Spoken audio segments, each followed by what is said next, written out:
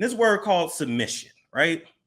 Because apparently the biggest issue in the Black community or the communita, because we damn sure ain't no kind of united at all, is Black women ain't submissive enough. And submission, the definition is the action or fact of accepting or yielding to a superior force or to the will or authority of another person. So I'm gonna keep it real with you. That don't sound all that good. That don't sound all that good. Like that kind of sounds like a slave. And so I guess my question is, number one, do we really understand what submission is? And number two, why is that such a requirement in Black relationships?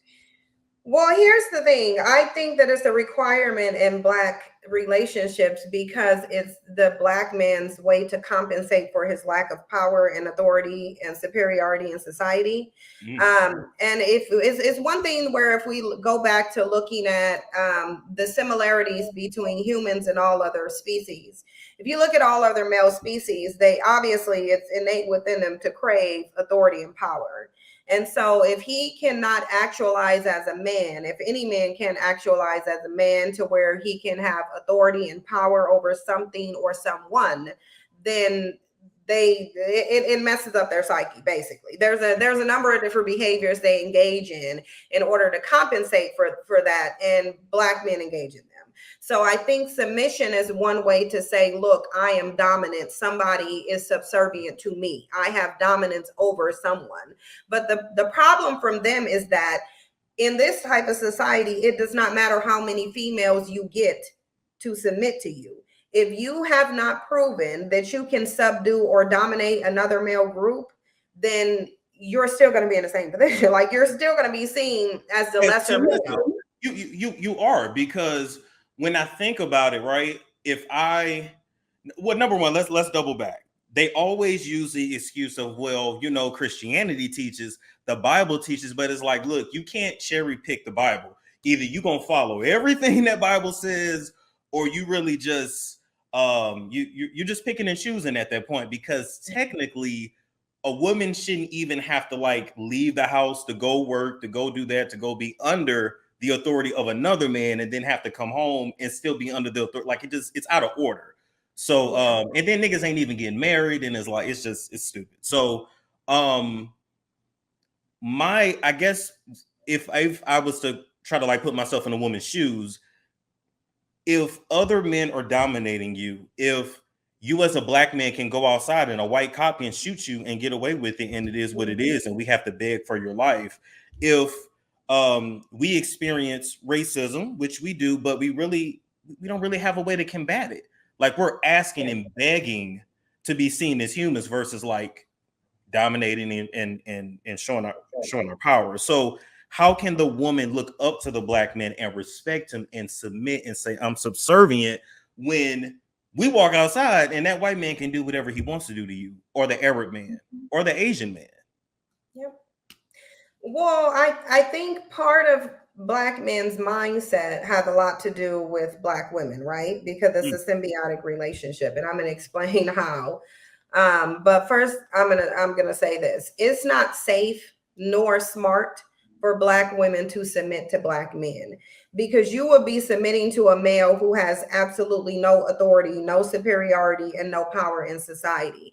If someone can remove him from his home, stop him from actualizing as a male, and intimidate him from protecting that which is his, then it is not safe.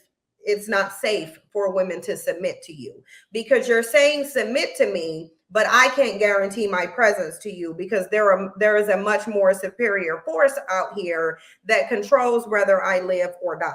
So that's right there, the issue. And it ain't Jesus. Jesus ain't the one on earth that's controlling whether Black men live or die. Yes. They will tell you themselves, I can't go build a community because the white man will destroy it.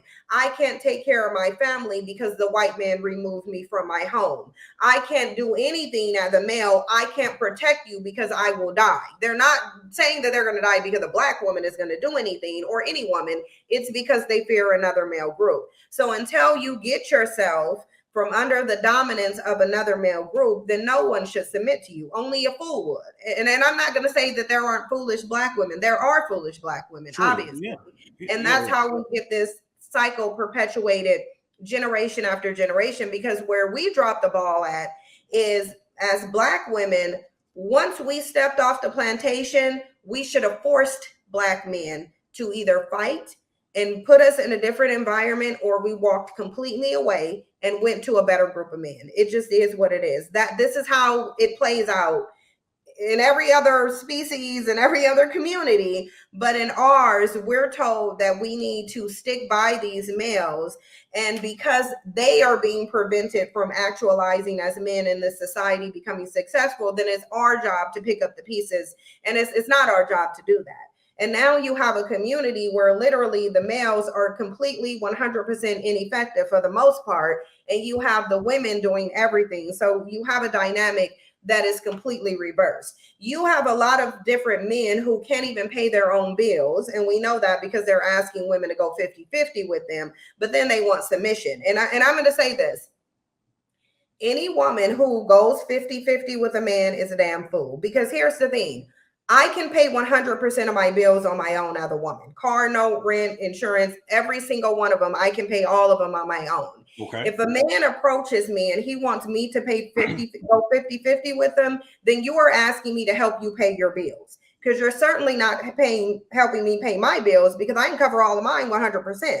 So there will be no reason for me to go 50-50 with you. I'm either going to pay all of my bills alone, or you are going to be in the role of the man and you are going to be the financial provider. Because you can look to the Bible and say that the Bible says a woman should submit.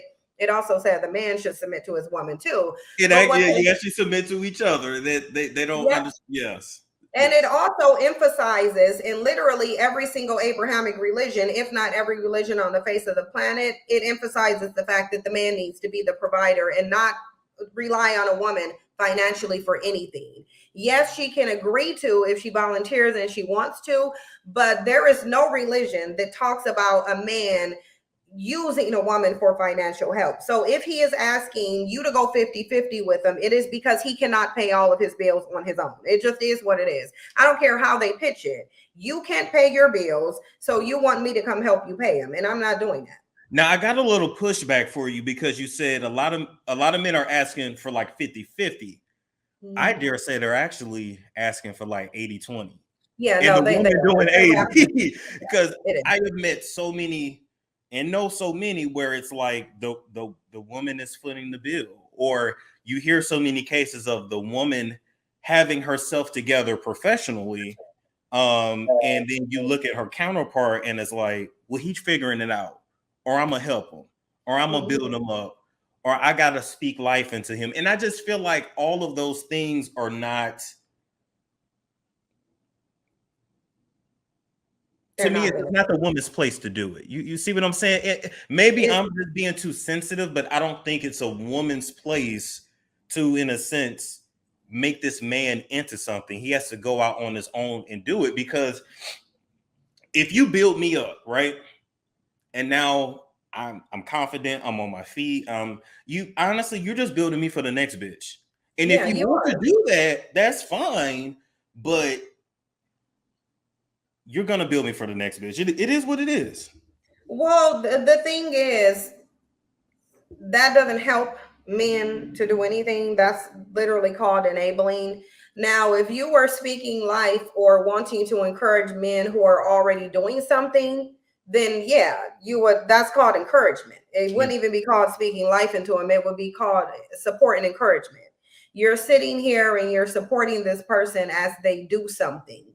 When you praise a person in the absence of doing anything, you are literally keeping them in their inferior position. And that's what Black women have done. And whether we've been conditioned to do it or not, we see that it's not working, because Black women have been speaking life into Black men. They have been praying for Black men to change. They've been begging, they've been pleading, they've been doing everything they possibly could. Even when, Black men said, well, you're too much of a prude, you're too restrictive sexually, we're going to go to white women. What did black women do? Then they started sexually competing with white women and becoming more sexual. Now you have them complaining, these are thoughts. So they went from telling you that you weren't sexual enough to now your thoughts, because you're competing with the women that they said were more sexual and would give it up easier. So rather than black women challenge black men, they've acquiesced to his varying levels of degeneracy.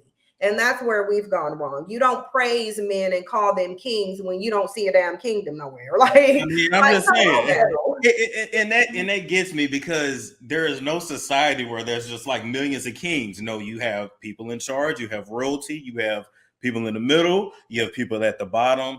It is what it is. And speaking of the of hypersexuality, I feel like back in the day, I did not hear as many black women talk about things like eating ass. It's a storm show. Ay, it's a storm show.